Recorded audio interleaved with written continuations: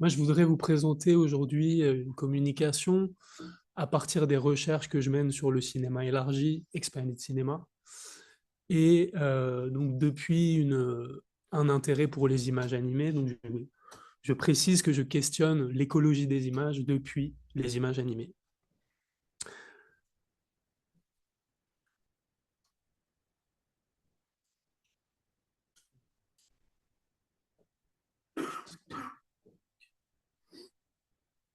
Dès leur première vague californienne de la fin des années 1960, les théories de l'expanded cinéma se sont engluées dans une extravagante pensée écologique. Peu après le manifeste du cinéaste underground Stan Van Der Beek, Culture, Intercom and Expanded Cinema de 1966, paraît l'ouvrage fondateur Expanded Cinema de 1970, sous la plume du théoricien américain des médias, Gene Youngblood. Dans son ouvrage, truffé de néologismes fantaisistes, Youngblood propose de baptiser la nouvelle ère d'expérimentation intermédia, donc ce moment où les pratiques expérimentales des images animées se couplent avec l'essor technologique des moyens de communication, la paléo-cybernétique. Paléo-cybernétique, néologisme délicieux, qui pourtant cache un parti pris technophile qu'il convient de rediscuter et de délimiter. À mon sens, bien qu'issu des théories donc, de l'expanded cinéma, il aide à rediscuter les fondations épistémologiques d'une possible écologie des images. Derrière le concept de paléo-cybernétique, la pensée de Youngblood est en fait ancrée dans une théorie des médias et de la communication, défendue par des auteurs futuristes tels que l'architecte Richard Buckminster Fuller et le sociologue John McHale, connu sous le nom de biocybernétique. On voit d'ailleurs sur la couverture que Buckminster Fuller a écrit l'introduction du livre de Youngblood. À la fin des années 1960, partant du constat de la fragilité croissante des écosystèmes naturels, la biocybernétique envisage la relation entre l'homme et les nouvelles technologies de l'information à travers le prisme de la symbiose.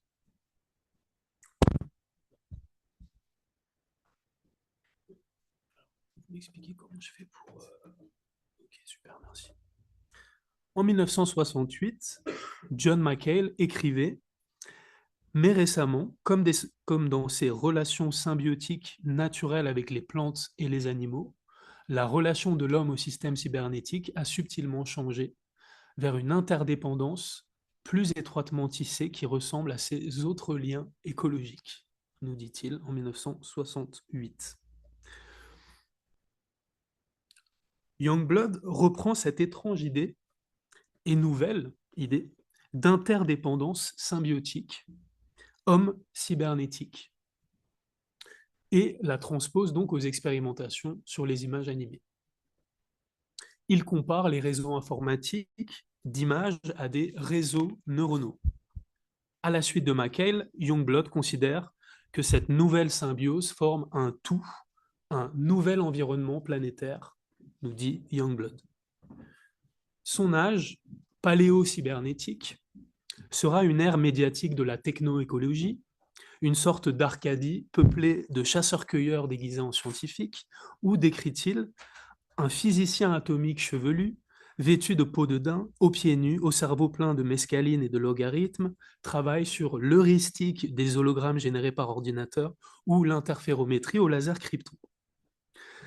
L'ère paléo-cybernétique aurait tout d'une utopie séduisante, préfigurant l'écologie de l'esprit de Gregory Bateson, si elle n'était empêtrée dans une pensée utilitariste et extractiviste, une exploitation des autres qu'humains. Dans sa théorie des médias, Dieter Mersch considère d'ailleurs que ces penseurs de la biocybernétique, McHale, Buckminster Fuller, Youngblood, ont élaboré ce qu'il appelle une écologie médiale qui est à ses yeux une écologie antinaturelle, n'obéissant à aucun principe écologique tel que l'autoréférence, l'autorégulation interne ou la régénération, nous dit Dieter Mersch. Effectivement, l'environnement médiatique désigné par nos biocybernéticiens n'a d'écologique que son principe formel, l'expansion artificielle de la mise en réseau. Ce qui m'amène à nous poser une question. N'est-ce pas précisément parce que les technologies médias ont eu la capacité abstractive de produire toujours plus de pseudo-environnements, de proposer toujours plus de modèles environnementaux mathématiques, à l'élégance biomimétique, que l'on justifie progressivement la dévitalisation, la dénaturation des principes mêmes de l'écologie? Nos deux écologistes militants, Buckminster-Fuller et McHale, sont à l'origine du projet World Design Science Decade, qui est une vaste expérience de biotechnologie et de biodesign extraterrestre, dans laquelle, comme le dit Buckminster-Fuller, l'univers est technologie. Si bien que l'architecte visionnaire prévoyait des opérations chirurgicales dans le cerveau des nouveaux colons stellaires, réduits à habiter l'espace dans de grandes serres géodésiques. Toutefois, malgré le péril technocratique de sa théorie, Youngblood avance une idée originale un peu plus loin dans son livre de 1970, dans un chapitre plus sobrement intitulé « L'artiste comme écologiste ». Afin de préciser la pratique intermédiaire qui est émergente, il va citer donc le collectif artistique d'avant-garde USCO et donner une définition de l'intermédiaire qui est la suivante. L'intermédiaire se réfère à l'utilisation simultanée de différents médias pour créer une expérience environnementale totale pour le public. Quel est donc le fond de quel est donc ce fond biocybernétique sur les approches écologiques? Quel est, l'héritage de ce fond biocybernétique dans les approches écologiques de l'expanded cinema? Youngblood se réapproprie des notions empruntées aux sciences naturelles telles que écologie, environnement, etc., et les fait basculer dans un lexique utopique de la théorie des médias. Faisant cela, il entretient une confusion sur ce qui pourrait, par ses pratiques élargies des images animées, élargir véritablement la conscience écologique. C'est bien là, à mon sens, que la théorie de l'expanded cinéma de Youngblood rejoint le problème plus large d'une possible écologie des images.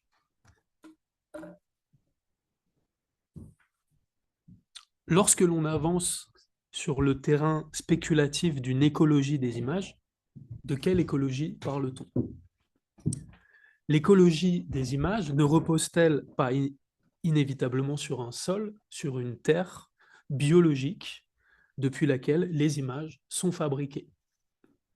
André Bazin évoquait les origines végétales et telluriques des images photographiques quand Suzanne Sontag, la chose est connue, les voyait comme dépôt de la réalité matérielle, le limon riche en informations qui laisse dans son sillage l'objet qui les a émises, disait-elle. De quoi est faite cette terre limoneuse des images animées? Je propose de vous partager quelques réflexions sur cette conscience terrestre des images animées, réflexions en cours.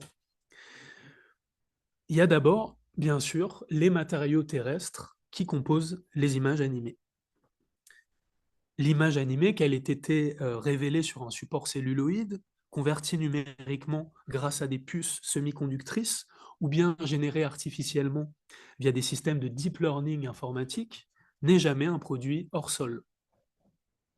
Son existence tangible, parvenue à nos yeux familiers, suppose l'extraction en cascade d'une quantité géologique de matière, allant des minéraux qui constituent les émulsions photosensibles et connectiques aux terres rares des puces électroniques, cuivre, argent, silicium, germanium, chrome, néodyme, praséodyme, etc. Allant aussi des énergies fossiles au nucléaire qui alimentent les trilliards de données empilées, recombinées et réanimées dans des data centers. En ce sens, L'écologie des images implique en premier lieu une conscience du sol sur lequel les images reposent. Cette conscience du sol suppose, outre une curiosité pour sa vie écologique et palpitante, d'en sonder l'histoire vernaculaire et coloniale.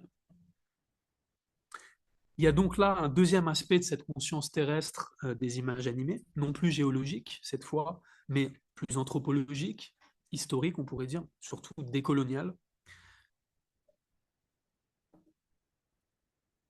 Il y a l'expérience terrestre des cinéastes qui fabriquent les images animées et la mémoire terrestre ontologique de ces images.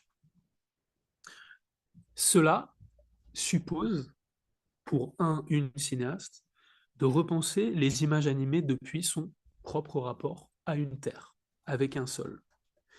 Et du même tenant, de mettre en crise l'image animée en tant que média de la spoliation historique du terrestre.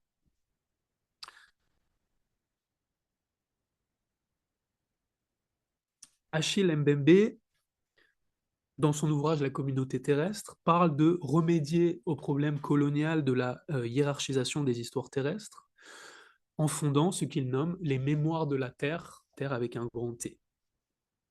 Le cinéma n'aurait-il pas un tel rôle à jouer? Fonder les mémoires de la Terre. Sophie Gosselin et David G. Bartoli parlent quant à eux d'une mémoire des lieux surgissant de notre nouvelle condition terrestre. Je les cite, si la condition terrestre consiste à prendre acte de l'irruption dans l'espace politique de l'événement Terre, cela ne pourra se faire qu'en situation, selon les forces matérielles qu'elle met en jeu, mais aussi en fonction de la mémoire des lieux, mémoire qui seule rend possible une inscription dans un ensemble plus vaste.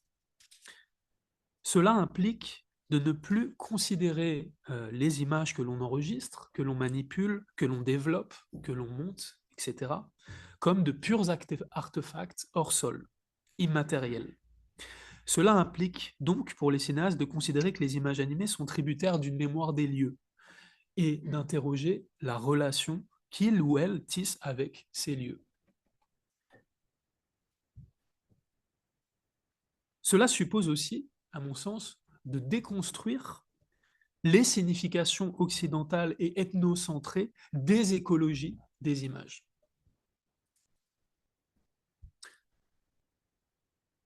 Je vais vous mettre la citation que voici. Et on en arrive à un troisième point, qui est une question que je vous partage. Ne devons-nous pas plus largement reterrestrer l'écologie des images?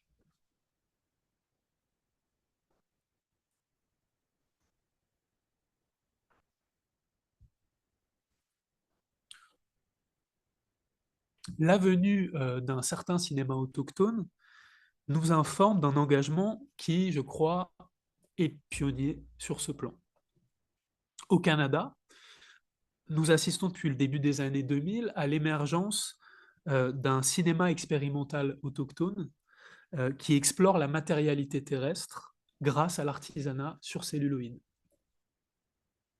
Je vais me concentrer aujourd'hui sur une artiste en particulier, mais je pense à plusieurs collectifs, par exemple à l'Odaimin Runners Club dans l'Ontario, à une cinéaste aussi de Vancouver qui s'appelle Siku Alulu. Mais je vais parler aujourd'hui d'une artiste qui est également de Vancouver qui s'appelle Lindsay McIntyre. Depuis la fin des années 1990, Lindsay McIntyre se consacre à une approche artisanale et territoriale du cinéma.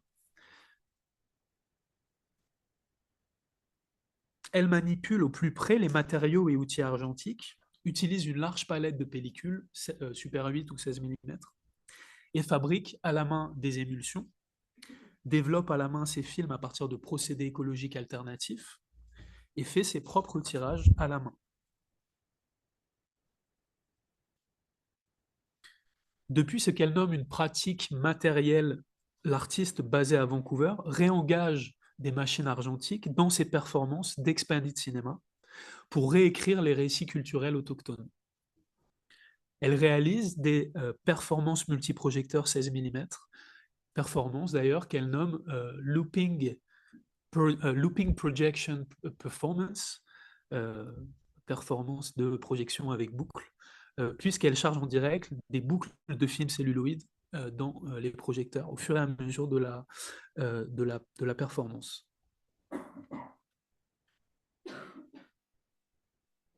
La relation de McIntyre à la matérialité des opérateurs cinématographiques, qu'elle rend explicitement visible aux spectateurs dans l'espace-temps de la projection, est héritière donc du cinéma élargi européen et britannique en particulier, et du courant structurel matérialiste londonien, mais elle ouvre un nouvel horizon dans les pratiques de l'expanded cinéma par les liens étroits qu'elle établit avec sa représentation des écosystèmes autochtones. Dans ses performances multimédia, la cinéaste conçoit l'espace de projection comme une terre matrice où reconquérir les écosystèmes fragilisés par l'extractivisme colonial. L'espace-temps de la projection cherche à devenir la chambre d'écho des flux dynamiques de l'écosystème et surtout à mettre en œuvre des procédures formelles expérientielles pour révéler depuis l'histoire coloniale la vulnérabilité et la résilience de ces écosystèmes natifs.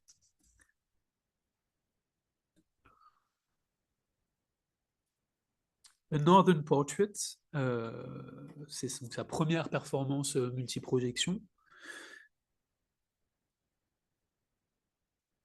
Et en fait, dans cette performance, elle va élaborer en live ce qu'elle appelle un portrait d'un lieu. Ici, le portrait de sa terre inuite, donc à partir de ces images 16 mm tournées au Nunavut, dans le nord circumpolaire. Sur un même écran, dans le cadre de cette performance, elle va en fait projeter, composer au fur et à mesure une image évolutive par une syntaxe filmique de 5 projecteurs d'images sur un seul et même écran qui vont créer des surimpressions, mais aussi à l'aide de 6 projecteurs qui se consacrent au son optique. Donc il y a 11 projecteurs en tout. Lindsay McIntyre me disait dans un entretien qu'elle était attachée à faire lors de ses performances le portrait d'un lieu, me disait-elle. Pour ce faire, elle combine en fait des images de type paysagère avec des images plus intimes, plus matérielles, plus terrestres, de son expérience présente et improvisée avec le lieu. L'hypothèse qu'elle a suivie, qui est la mienne et que je vais vous exposer, c'est que est-ce qu'on ne s'oriente pas par ces pratiques-là vers un cinéma situé? Son travail s'apparente à une pratique cinématographique située que je définirai à partir des philosophes Donna Haraway et Sandra Harding comme une pratique de l'épistémé du point de vue, cherchant par les moyens expérientiels du film à s'extraire de la production de la connaissance occidentale objective. Une pratique cinématographique située questionnerait, selon moi, la fabrication d'images animées comme processus expérientiel et épistémologique subjectif, un processus qui s'élabore au contact des connaissances matérielles, spirituelles, environnementales, historiques, localisées depuis un territoire à haute signification culturelle pour le ou la cinéaste. Le film, en tant qu'appareil perceptif, matériologique, politique, etc., apparaît effectivement être un médium insoupçonné pour inscrire et archiver de telles connaissances situées.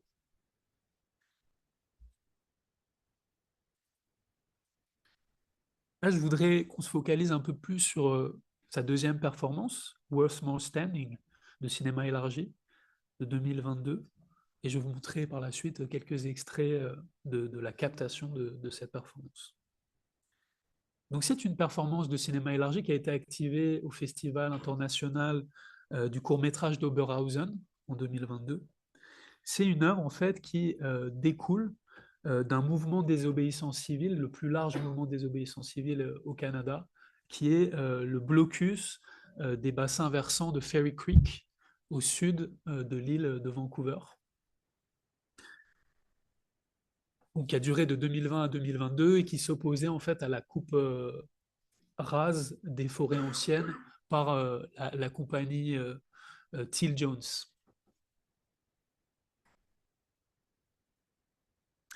Des groupes de défenseurs de la terre, Land Defenders, je ne sais pas si ça se traduit exactement comme ça en français, Land Defenders, et d'activistes environnementaux, soucieux donc de préserver la biodiversité de cet écosystème fragile, ont été rejoints par des membres de la nation Pachidat sur le territoire et les sites sacrés où s'est déroulée cette lutte environnementale. Worthmore Standing met en scène 6 projecteurs 16 mm et la composition sonore de l'artiste expérimental Peter Busigel.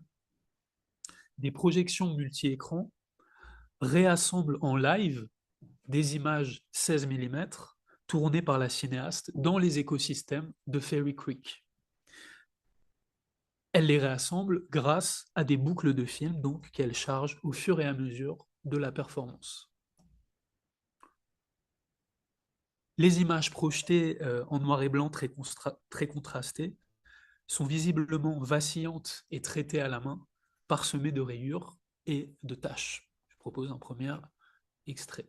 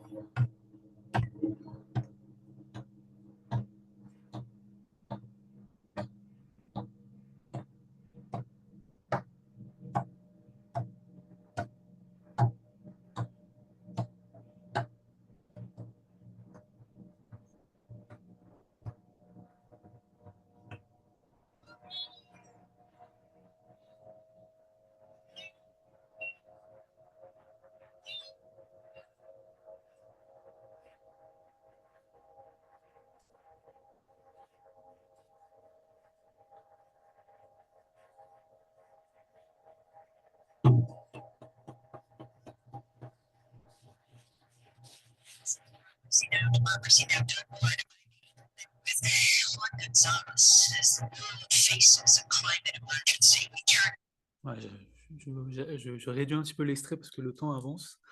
Donc les possibilités ici offertes par la performance multi-écran renvoient à une idée importante du savoir autochtone inuit, celle de la connaissance intriquée. La représentante de la culture inuit Eden Hobson, le représentant pardon, de la culture inuit Eden Hobson, qui a dirigé la première conférence circumpolaire inuit, nous met sur la voie dans son discours de bienvenue de 1977. Je cite, « Notre langue contient la mémoire de 4000 ans de survie humaine grâce à la conservation et la bonne gestion de nos richesses arctiques. Notre langue contient la connaissance intriquée de la glace que nous n'avons jamais vu démontrée par d'autres. Sans notre implication centrale, il ne peut y avoir de développement sûr et responsable des ressources arctiques. En tant qu'outil syntaxique écologique, le cinéma explore une extension sensorielle, un élargissement possible de cette connaissance intriquée. Dans Worthmore Standing, le maillage syntaxique des images de l'écosystème forestier contient dans son élaboration la connaissance intriquée de la forêt chez McIntyre. Le montage en temps réel de plus de 200 boucles d'images ainsi que l'orientation et la modification sensible des projections par la cinéaste indiquent qu'une parole de la forêt est en train d'être parlée. Lors du processus de fabrication des images, Lindsay McIntyre a incorporé des plantes autochtones de l'écosystème forestier de Fairy Creek dans leur développement à la main. Donc ça, c'est pratique alternative du développement qu'on appelle l'éco-processing. Et elle a utilisé les plantes situées dans l'écosystème. Les images donc qu'elle a filmées dans la forêt à l'aide de pellicules 16 mm noir et blanc high contrast ont été éco-développées grâce à la récolte de fougères, de mousses, d'épines de pin, d'épicéas et d'autres plantes épineuses, récoltes qu'elle a faites sur place. Donc, je pense qu'on ne va pas avoir le temps de voir le deuxième extrait, malheureusement, qui est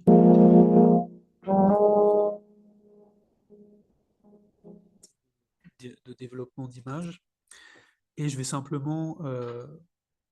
donc, ce qui m'intéressait dans cet éco-développement par Lindsay McIntyre, c'est l'idée que le celluloïd retrouve sa nature primordiale, végétale et tellurique, désormais donc redevenu un maillage de l'écosystème, et ayant été transformé par une partie de celui-ci. Et pour finir, je vous présente sa recherche en cours, intitulée Tuktuit, en fait, qui veut dire caribou en inuit. Et en fait, elle travaille sur un documentaire qui s'appuie donc sur ses recherches à long terme autour de la production d'émulsions faites à la main, émulsions qu'elle va ensuite coucher sur la surface du celluloïd. Et donc le film est créé à partir d'une émulsion de gélatine de caribou, récoltée donc sur le caribou de la toundra, du Nunavut et du Yukon, un animal qui est important pour les territoires inuits. Et je vous remercie de votre attention.